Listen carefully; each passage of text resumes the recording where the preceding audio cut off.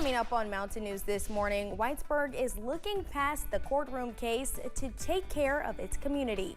And officials are already promoting Domestic Violence Awareness Month to help create a safe space for victims in the Commonwealth. Dedicated to Eastern and Southern Kentucky, this is WYMT Mountain News this morning. Good morning, I'm Madison Carmouche. We're coming up on 6:30 this Thursday morning, and we've got someone new to introduce you all to. Let's check in with meteorologist Megan Dusmall for a look at your forecast this morning. How are you this morning, Megan? I'm doing great. How are you, Madison? Good. I'm excited to hear about the weather. Well, taking a look throughout the region, you can tell that we're going to be quite foggy starting off, and it's all the way from YMT Studios, Mount Vernon. Logan's camera's down right now, but overall we're just going to be very foggy, and that's because we're under a dense fog advisory, and this is for every single county in the area with the exception of Buchanan and Dickinson in Virginia. So this will expire by 10, but I would not be surprised if we see this fog all the way up until noon in some areas. If you look at the visibility, everywhere is going to be under 4 miles for the most part. Somerset has the best right now, but overall quite dense. Make sure you're adding extra time on your drive this morning. And if you look at the day planner for today, we'll continue to see the fog dissipate, and by the time noon rolls around, hopefully it's gone. High temperatures will be in the upper 70s today, with some areas getting to the 80s, and I'll have those cities up in a couple of minutes. All right, Megan, thank you. As former Sheriff Mickey Steins awaits a possible grand jury indictment, a space in Whitesburg is hoping to focus more on the community and less on the courtroom.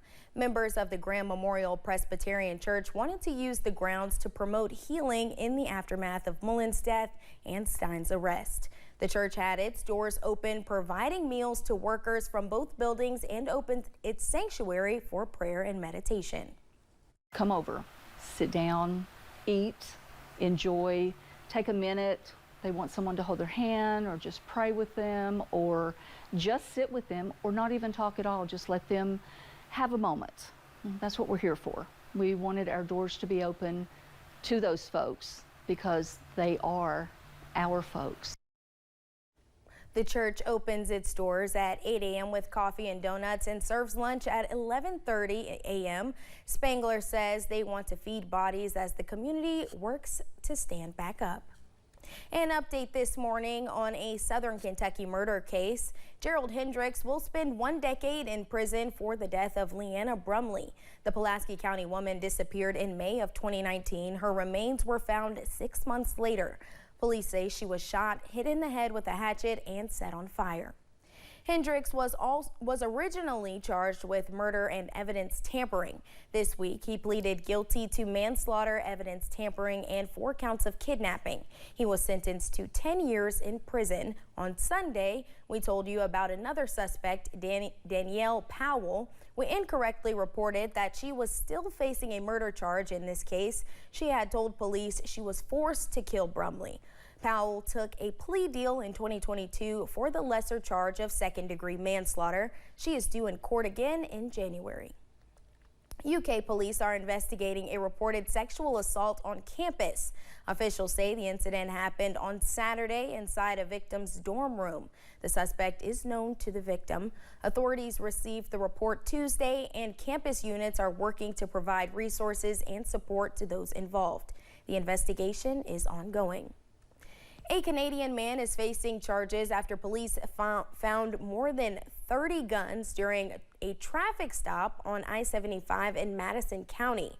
6 of those guns were reported stolen, and 3 of them were converted to fully automatic. 20-year-old Sean Maxwell of Ontario, Canada, was arrested and charged with receiving stolen property. The ATF and the U.S. Attorney's Office will continue the investigation. 2 former Louisville police officers involved in the Breonna Taylor raid have been indicted again. The superseding indictment comes after a judge dismissed charges against former detective Joshua Janes and Sergeant Kyle Meany in August.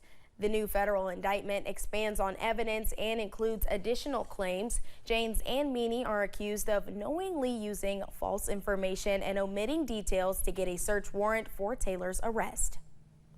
In Pike County, 3 people are behind bars after police found suspected meth and fentanyl in a vehicle during a traffic stop. The incident started when police discovered that the vehicle was speeding on Monday after smelling marijuana. Police asked the 3 people to get out of the car. Police also found a handgun on one of the suspects. David Howell, Heather Howell, and Isaiah Harrell were taken to the Pike County Detention Center. A woman is facing charges after police seized drugs at a home in Campbell County, Tennessee. On Monday, members of the Campbell County Sheriff's Office executed a narcotic search warrant at a home in Jacksboro. During the search, authorities found drug paraphernalia, heroin, and a handgun. 38-year-old Stephanie Elaine Duncan was arrested and taken to the Campbell County Jail. In Knox County, the Richland Fire Department had their hands full putting out a massive fire. All 5 trucks and several firefighters were called to the scene on Old Farm Road just before 5:30 yesterday morning. A house and 2 storage buildings were on fire and a nearby home was being damaged by the heat. Firefighters began an aggressive attack, preventing the second home from igniting or receiving any further damage. A building in Monticello was destroyed by a fire. Crews responded to it early yesterday morning. It was on Highway 833. Crews were at the scene for almost 2 hours with no injuries reported. Local and state leaders are recognizing October as Domestic Violence Awareness Month, which advocates say is a great step forward. Pike County's Domestic Violence Coalition met yesterday in the Pike County Fiscal Courtroom as Judge Executive Ray Jones signed a proclamation recognizing the month's significance. Area advocates, including representatives from the Turning Point Domestic Violence Shelter, say the desire to keep people safe and create a network for those in need is strong in the region. We have so many agencies that are on board with us for understanding what domestic violence is and just stepping up to help in any way that they can. Turning Point is planning a variety of events throughout the month devoted to increasing awareness, mourning lives lost, and celebrating survivors. An Eastern Kentucky-based organization is preparing to send relief to areas impacted by Helene's devastating and deadly flooding. The Christian Appalachian Project will send supplies and personnel to places that experienced widespread flooding. For Mark Cable, a worker, the donations are going to a region he's familiar with. It was 2 days before I got to hear from my mom or dad, and some of my aunts and uncles was more 4 or 5 days before I got to to find out if they were okay. Cable's family is okay now, but the flooding has cut off roads and utilities and largely shut down communication. Relief workers say they now have to find exactly which areas they should help. The Kentucky Blood Center is stepping up to help hard-hit areas. Officials say they sent some blood products to Tennessee yesterday. However, with several blood drives canceled on Friday and Saturday because of Helene, the center is working to recover from the setback. October is Breast Cancer Awareness Month, and public health workers are stressing the importance of checkups and screenings. As the Pike County Health Department paints Pikeville pink with storefronts dedicating displays to breast cancer awareness, Public Health Director Tammy Riley says it is all about promotion and prevention. Riley hopes all of the pink will persuade people to pay attention to their own bodies. You know your breast better than, and your body better than anyone else is going to know any small changes that occur, small lumps, changes in the skin. For example, any change whatsoever, you would want to have that discussion with your healthcare provider. Riley says on top of a mammogram every 2 years and self-examinations every month, the FDA recommends additional ultrasounds based on breast density. The Corbin Police Department is standing united in support of those affected by breast cancer. They say they honor the strength of survivors and remember those who have been lost. You can see the pink ribbon on the side of the police car in recognition of Breast Cancer Awareness Month. Eastern Kentucky University is moving forward with plans to establish a College of Osteopathic Medicine. It would be the first public osteopathic Medical School in Kentucky. The university is awaiting the results of a feasibility study commissioned by the General Assembly after EKU received unanimous support from the House with legislation allowing a new doctoral program. The study's findings, due in December, will determine the next steps in EKU's efforts to address the state's healthcare workforce shortage, particularly in rural areas. The funeral arrangements for a former pro golfer in Kentucky will be later today. Luther Minor was a former pro golfer at the Harlan County Country Club who died during the weekend. His visitation is today from 4 p.m. to 7 p.m. at the Gate City Funeral Home in Gate City, Virginia. The funeral will take place after the visitation. Luther Minor was 84 years old.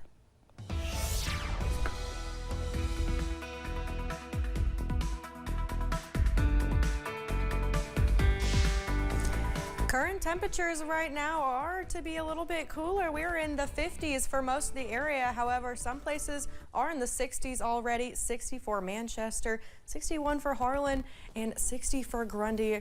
Overall, it's a cooler start to the day, and that's because we still got this fog in play. Majority of the area is going to be less than 2-mile visibility. We have 0 in Irvin, 0 in Pikeville, Clintwood, Wise. This is very, very dense fog, so make sure you're adding some extra space between you and the car in front of you and a little bit more time on your drive. And as we continue throughout the day, we'll be warming up once that fog dissipates, and we'll be warming by a lot. 78 is the high for today, and some areas could even hit the 80s.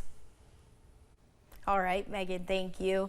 The Appalachian Arts Alliance in Hazard is bringing back Radio Day on October 15th. This is a day to take over the airwaves of WSGS to fundraise for the programming that serves the community year-round.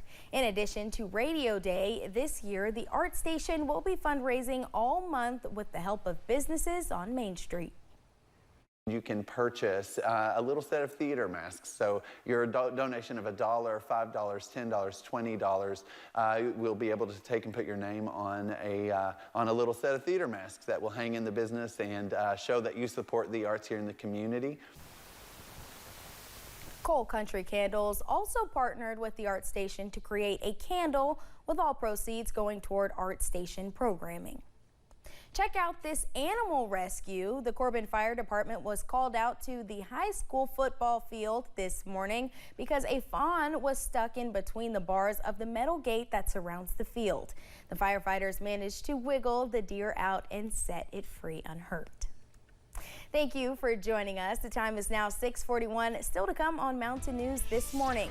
Airstrikes intensify between Israel, Iran, and their proxies, while the White House and other world leaders are reacting to the threat of all-out war.